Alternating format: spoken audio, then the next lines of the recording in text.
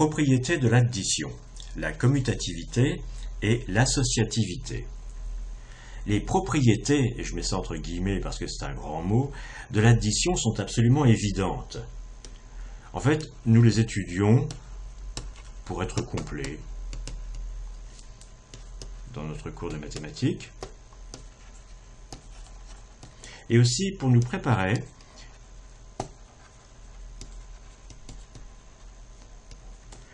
à des opérations moins évidentes qu'on rencontrera plus tard.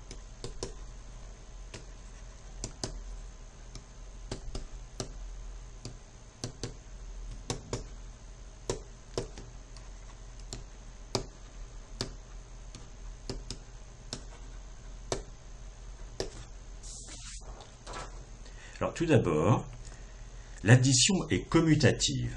Ça veut dire que on peut additionner deux nombres dans l'ordre qu'on veut.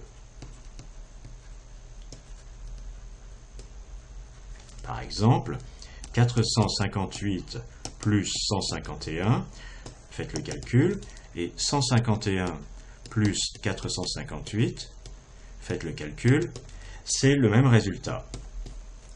D'une manière générale, on écrira A plus B égale B plus A. Deuxième propriété, l'addition est associative. Pour additionner trois nombres, A, B et C, on peut commencer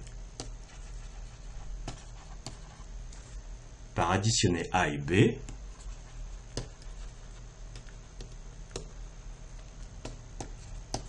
puis rajouter C. Ou bien commencer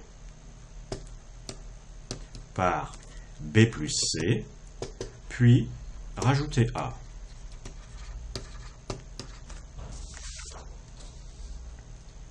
Ainsi, par exemple, 2 plus 3 plus 4, c'est-à-dire, entre parenthèses, 2 plus 3 auquel je rajoute 4, c'est aussi égal à 2 plus le résultat de 3 plus 4. C'est pour cela qu'en fait, on n'utilise pas les parenthèses. On n'a pas besoin des parenthèses. Et on écrit 2 plus 3 plus 4 égale 9. Ou alors avec des lettres, A plus B que je rajoute à C, c'est pareil que A que je rajoute à B plus C. Je vous ai dit, les propriétés de l'addition, c'est vraiment évident. Et on note simplement A plus B plus C. Tout cela est vrai aussi avec les fractions. Par exemple, en termes de commutativité, 5/8 plus 2 tiers, c'est égal à 2 tiers plus 5/8. Je vous engage à faire le calcul en ramenant les deux fractions au même dénominateur et en vérifiant. Ça, c'est pour la commutativité. Et pour l'associativité, par exemple, 1/2 plus 7/5 que je rajoute à 4 tiers, vous vérifierez que c'est 1/2 rajouté au résultat de 7/5 plus 4 tiers. Bon, c'est tout ce que j'ai à dire sur la commutativité et l'associativité, mais je vais quand même faire un petit tour vers une vision plus abstraite de l'addition et de sa commutativité.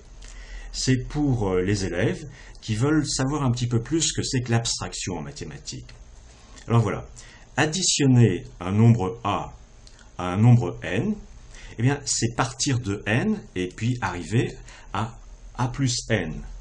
On note ça de la manière suivante, une sorte de fonction qui dépend de A, elle vous fait partir de n, et puis elle arrive à A plus n. Si par exemple A est égal à 3/5, le résultat de A plus N dépend de N. On dit en français que le résultat de f de A appliqué à N donne un nombre qui est fonction de N. Ça, c'est pas le même pour n'importe quel N. Par exemple, FA appliqué à 1, ben ça donne 4,5. Tandis que FA appliqué à 2,5, ça donne 6. C'est une façon plus abstraite de voir l'addition de 3,5 à n'importe quoi. Alors la combinaison de deux fonctions d'addition, on part de n et on applique d'abord f de a, c'est-à-dire qu'on rajoute a. Puis au résultat, on applique f de b. Alors ceci donne une sorte de nouvelle fonction qui à n applique b plus a plus n, et on va noter ça par une sorte de signe cabalistique. F de b qui est appliqué à f de a qui est appliqué à n donne bien ce que je viens de noter ici. Et maintenant, on est toujours dans le domaine de l'abstraction. La commutativité de l'addition dit que f de b appliqué à f de a, c'est pareil que f de a appliqué à f de b. Ça veut dire que on applique d'abord f de a, puis f de b à n'importe quel nombre. Eh bien, on peut le faire dans l'ordre qu'on veut. Alors, pour comprendre pourquoi c'est intéressant, en fait, regardons des opérations qui ne sont pas commutatives. Maintenant, j'ai une fonction f qui, à n'importe quel nombre x, fait correspondre x multiplié par x.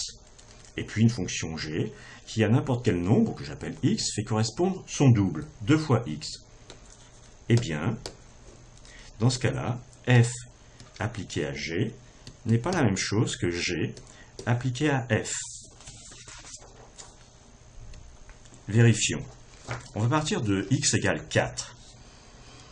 Alors d'abord, j'applique à x f. Eh bien, de 4, j'arrive à 16. Puisque f, ça consiste à multiplier le nombre par lui-même.